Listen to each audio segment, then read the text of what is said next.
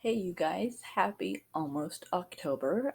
Since it is almost October, it was recommended to me by my mom to start telling some ghost stories on here, and I thought, yes, that's amazing. It could be like a countdown to Halloween. So this is the first one.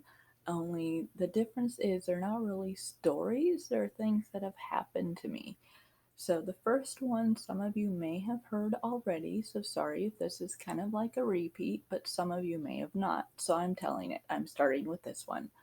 So, this happened in an apartment I lived in Studio City, and a friend of mine moved in there first, and she invited me to move in, and we had to share a room, which doesn't sound ideal to a lot of adults, but we were very immature 20 somethings, and we thought it would be a lot of fun. It would be like a slumber party all the time, which it was.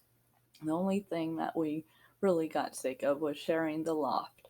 And so one of our roommates that had a room was moving. And so before we put that room up for rent, we decided that we wanted to take it instead and we'll put the loft up for rent. And so at the time, another roommate didn't have a cell phone. And so we did have a landline. And we had a phone connected to that. And so we brought everything down, including the phone. And the next day, it was my day off, and my friend was at work. And so I was going through my stuff, and she called me on her lunch break. And it was like any other conversation, except one thing. So the phone started ringing while we were talking. I didn't think anything of it. I just kept talking and talking, and she interrupted me. And she's like, "Dude, that's my phone, right?" And I'm like, "Yeah." And she's like, "Oh, so you plugged it in?" "No." And I looked over at the desk that the phone was sitting on, and it was one of these phones. And I look over, and the cord that is usually plugged into the wall is wrapped completely around it. I didn't know how to react. She was completely silent on the other end, and I just watched it continue to ring. After a while of trying to figure it out, she ended up having to leave because her lunch break was over.